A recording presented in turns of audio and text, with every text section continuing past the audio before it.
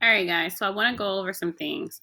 So last week, you guys were introduced to variation and variation in populations, right? And then we also talked about some key words like traits, evolution, selective breeding, etc. Right? So I wanted to talk about some of the things that we went over. So you looked at these different frogs, and what I wanted you to notice is I wanted you to notice how they were different, right?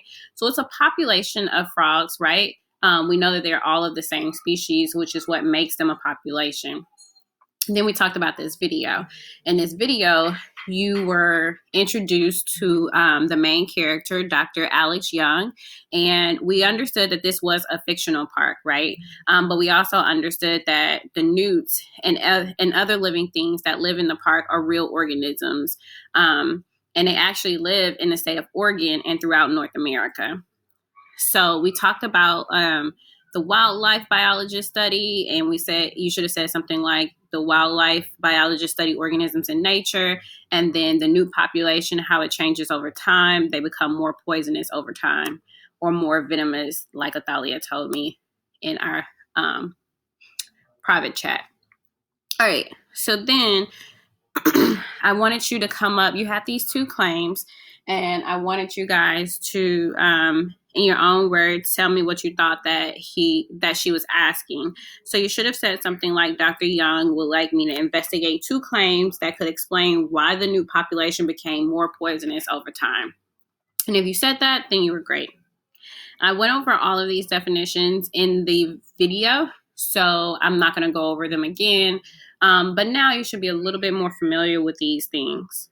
I'm going to put some extra resources up in case you guys are not familiar with it, to where you can become more familiar with these things. All right, Wednesday, you guys didn't have to really do anything. I wanted you guys to take a break.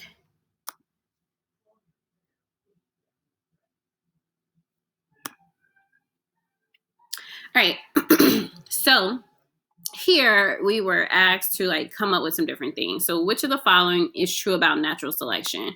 So you should have said that it can cause an individual to become better adapted over a lifetime, right? That's something that you should have said there. That was the correct answer. Then I wanted you to think like a scientist. I wanted you to use your definitions from the previous day, from Tuesday, to answer the rest of these questions. So a genetic mutation causes a newt to have a faster reflexes.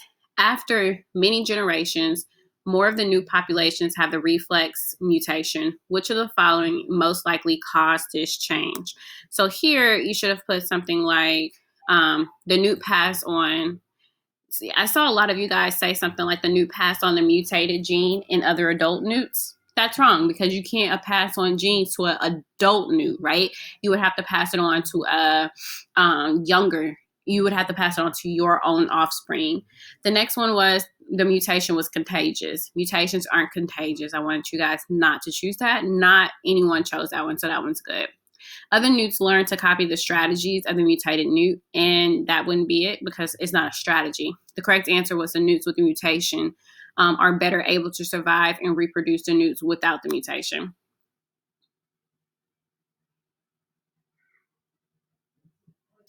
The next one was cheetahs have come close to extinction due to hunting, drought, and disease.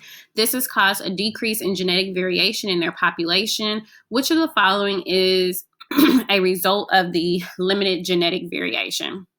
So here, the answers were the survival rate of the young cheetahs is increased. Cheetah has a greater mate choice.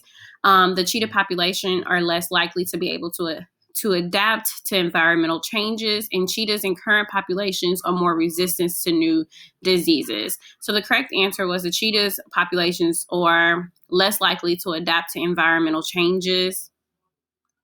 Here, some of you guys put the cheetahs is current populations are more resistant to new diseases, which is wrong. Cheetahs have the greater mate choice, which is wrong. Yeah. Here, I want you to watch this video and fill in these questions, these blanks. So for these blanks, you should have said something like the ones you should have said. A population is comprised of all the individuals of a given species in an area at a certain time. Not all individuals are identical. Most importantly, not all members of the population are equal to their ability to survive and reproduce. You could have put, a lot of you guys put reproduce and survive. Those two things were interchangeable, so I marked them both correct. So if you got one right, then you got the other one right, okay? So these are going into your grade book. Here, I want you to look at this butterfly trait. A trait is the first answer, a feature in an organism, of an organism. So then you were to observe the closely and describe its physical traits, write your observations down. So you could have said something about how you've already learned about population and how a population is basically several species of the same organism, right? So no, they are not different here. Some have the same traits for a feature, but there's also many different traits that you can observe here, right? So I want you guys to understand that they're all a population, but they all have different traits, okay? If you did that, then you were great. I'm gonna go over your exit ticket in a different video. Thanks, guys.